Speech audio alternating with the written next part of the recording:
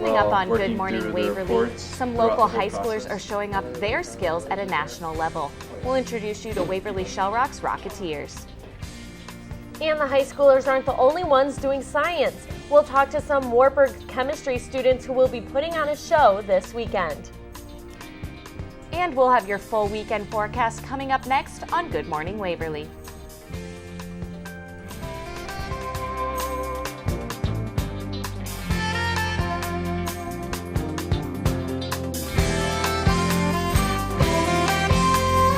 Happy Friday and Good Morning Waverly.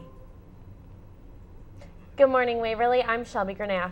And I'm Kelsey Bemis. Hope you all had a great Valentine's Day yesterday. Now let's go ahead and take a look at your first forecast on this Friday morning.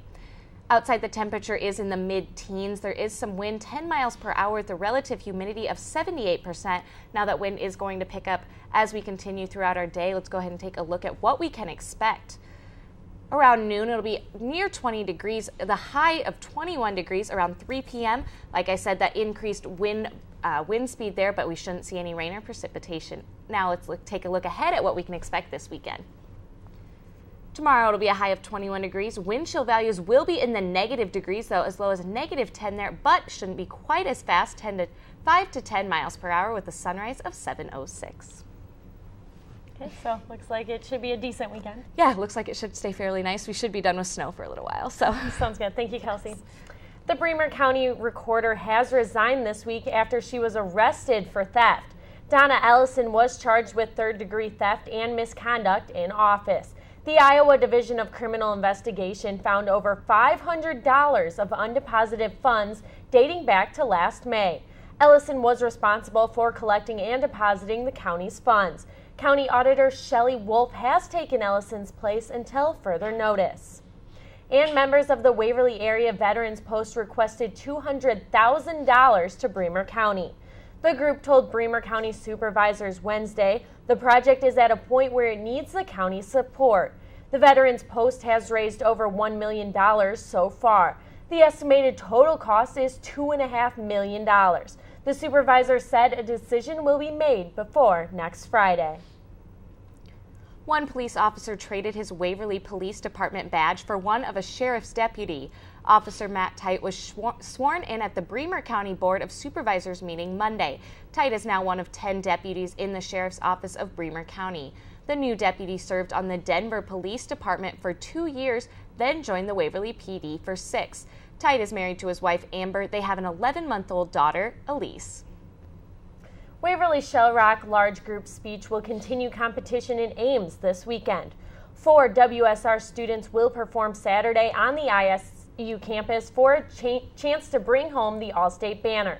WSR Large Group Speech has a record number of 85 students participate at districts.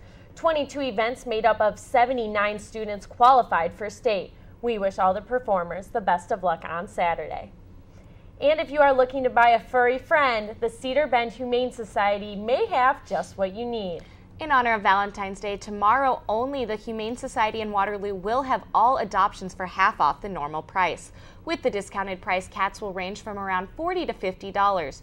Dogs will be on sale for around $75. It's a pretty good deal. Yeah, especially $75 for a dog, I would say is a great deal. Right. And the cats, I know that the difference is if they're spayed or not. So that's kind of where the difference is there. And then you get money back if you do spay them afterwards. So all you guys out there, if you haven't gotten your special lady a Valentine's Day gift, that would be perfect. You can probably make it up with buying a furry friend. It's for a great cause. Yeah.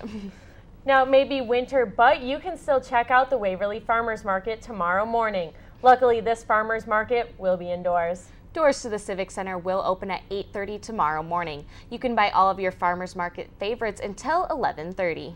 And we were in Walmart the other day, and we actually had a lady approach us and tried to tell us not to buy cake mix and cookies because there will be plenty of sweets and baked goods at the farmers market. So plenty of Valentine's Day treats, I think she said. So if you didn't get enough candy or treats on Valentine's Day, make sure you check out the farmers market tomorrow. Now, coming up after the break, we'll tell you about one local group of students who launched their way to a national rocket competition. And will there be more snow in the forecast? Kelsey will tell you when we return in 2 minutes. Waverly. The time is currently 6:37.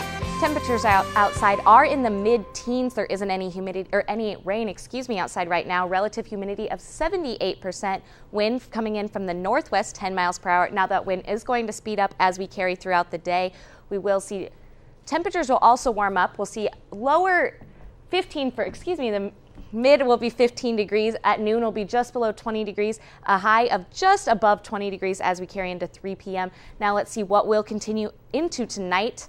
That wind will pick up, but 7 degrees for your high, a slight chance of flurries, nothing too high, just below 20%.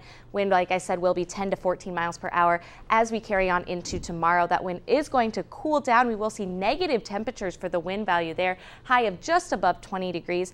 Now, as we carry on into the weekend, those temperatures will increase. We'll see a high of 37 on Sunday, and as we carry into Monday, it's going to be just as warm once again there. 37 degrees for your high then. Once again, it is going to warm up slightly as we carry on cool down slightly as we carry into the week. Next week, we'll see a high of about 20 degrees on Tuesday. Wednesday, the high will be 23 degrees. Shouldn't see any precipitation, maybe a slight chance on Monday of about 20% there. So should have some fairly clear skies as we carry into next week. It looks like it warm up a little bit and then drop back down, but hopefully we can stay in these 20 degrees. That'd be nice. We shouldn't have any rain or anything. We should be done with snow for a while, so we can be thankful for that. I hope so. One group of local students has seen huge success with what started last year as a small club. This week I visited with the WSR Rocketeers about their successes with building a rocket that made them nationally recognized. You've seen it in the movies, kids achieving their dream of building a workable rocket. But can it be done in real life? Well, if you ask one group of Waverly teens, it can. It's just a lot of fun. You get to build a rocket that goes a mile high. The Waverly Shell Rock Rocketeers have accomplished what no other students in Iowa have. The challenge? To make a rocket launch 1 mile into the air with a specified load. This accomplishment has led to the students being noticed in nationwide competitions. But it all started with an entry into a rocket challenge last year. There were 2 of the seniors from last year that decided to start the engineering club. And basically it was just anyone could come and you were just basically on your own to find a competition. We started out by entering the Team America Rocketry Challenge.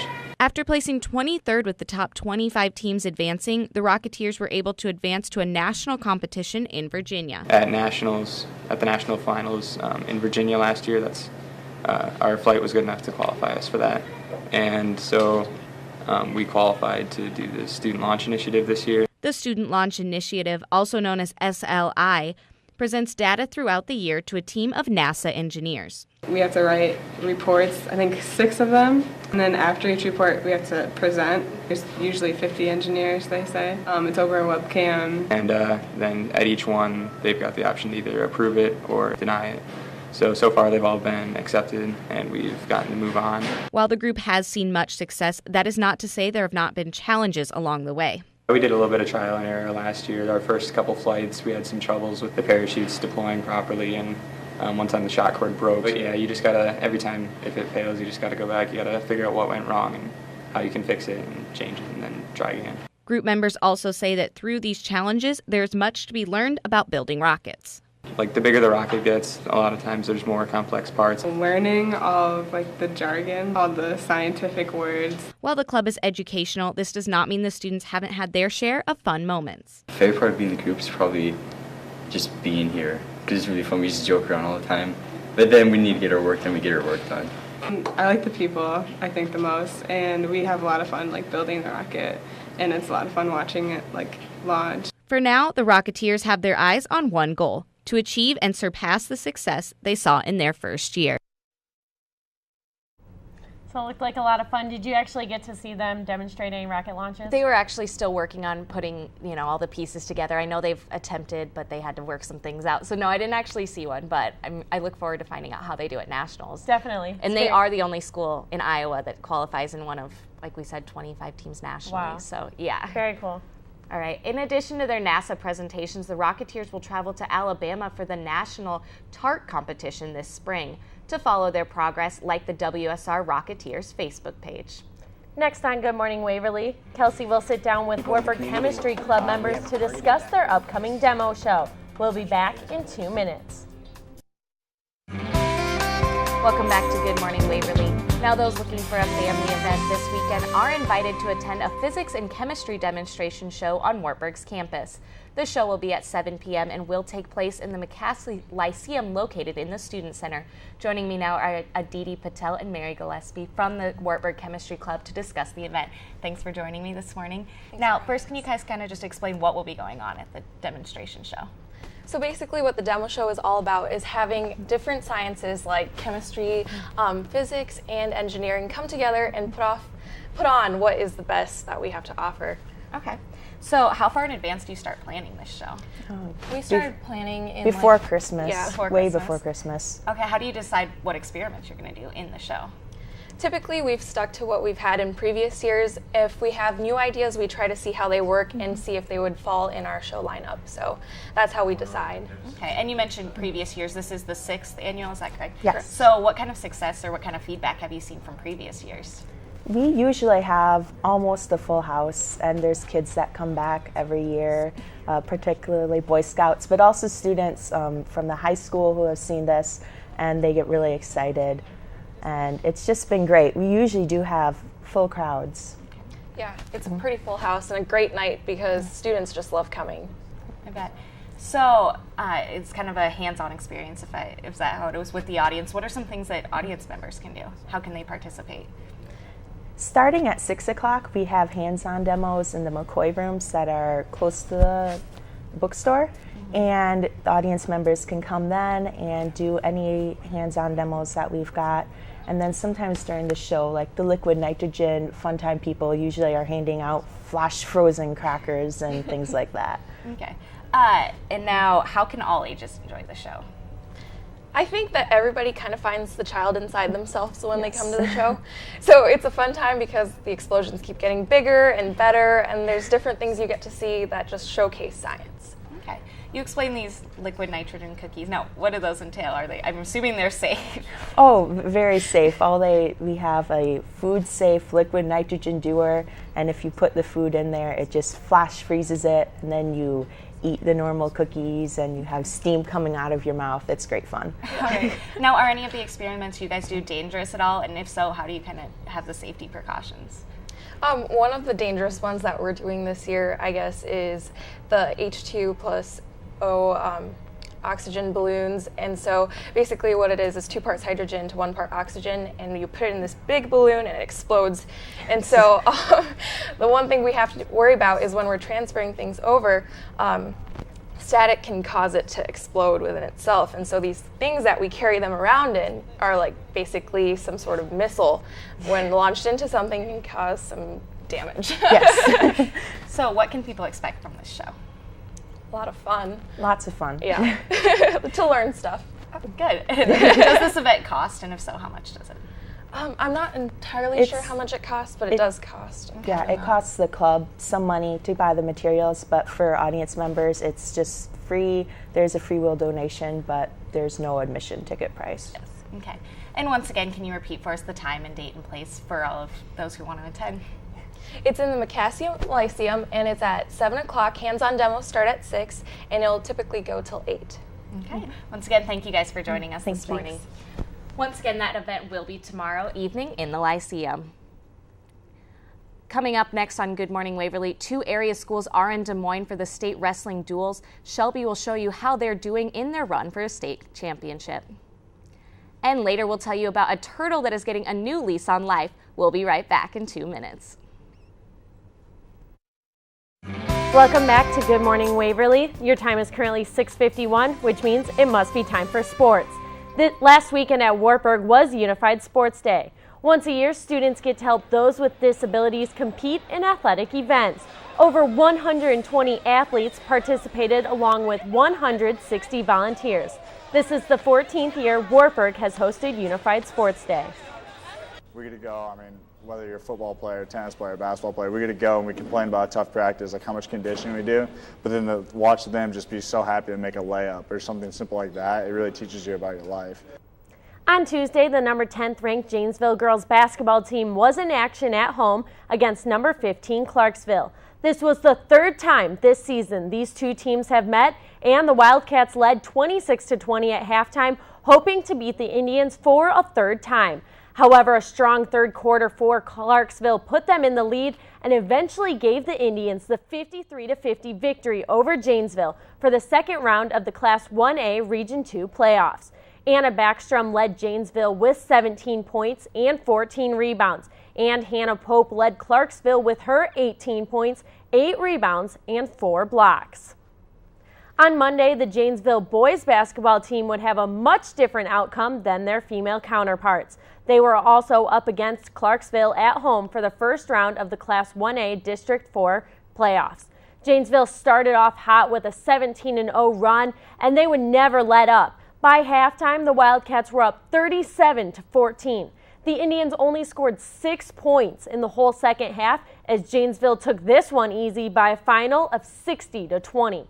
Montana Meyer led Janesville with his 14 points, and Joe Friedrich added 12 points and 8 rebounds. Now the Waverly Shell Rock girls basketball team won their third straight NEIC title last week with a 47-34 win over Charles City on Thursday and a 54-32 win over Decorah on Friday. The win over Decorah gave the GoHawks their 19th regular season victory, and they only had 2 regular season losses. 2 weeks ago, I interviewed Afton Fife on the show about her amazing accomplishments so far this season, and she had another one last week as she became the first ever Waverly Shell Rock girls basketball player to score 1,000 points in her career. Now Afton and the Lady GoHawks will be in action tomorrow night for the second round of the Class 3A playoffs. The game is at home against the winner of West Delaware and Vinton-Shellsburg. Switching now from the hardwood to the wrestling mats, Sumner Fredericksburg made their first appearance at the state tournament on Wednesday. For the last 4 years, the Cougars have made it to the regional dual finals, but they have never made it to the state duels. On Wednesday, Sumner Fredericksburg finished in 5th place at the Class 1A state duels. After a first-round loss to Clearing Goldsfield, the Cougars were sent to the consolation bracket. And finally, the Waverly Shell Rock GoHawks are currently in Des Moines for the state wrestling tournament. On Wednesday, for the Class 3A Iowa State duels, the GoHawks finished in 3rd place as the 4th seed. They won their first-round matchup over Linn-Mar 67-12, but against number 1 seed Southeast Polk, the GoHawks fell 46-19. In the 3rd place duel, it was again WSR against Cedar Rapids Prairie. The GoHawks were successful in this one, winning 51-15. Now the individual tournament has started and WSR has 9 wrestlers there, and that will go through tomorrow. I will bring you all the highlights from WSR's trip to the state tournament next week on Good Morning Waverly. And coming up next, see what movies you could be seeing in theaters this weekend. Here's a quick preview of Identity Thief. I've been to Florida. Pull a mugshot. If I had to guess, this is the person who stole your identity. Every day I'm hustling. Sammy Bigelow. Patterson. Every day I'm hustling. You bet. You know, as a cop. You don't look like a lawyer. Jack! This weekend is the 5th in the Die Hard series, A Good Day to Die Hard. Bruce Willis is back as John McClane to save the day once again.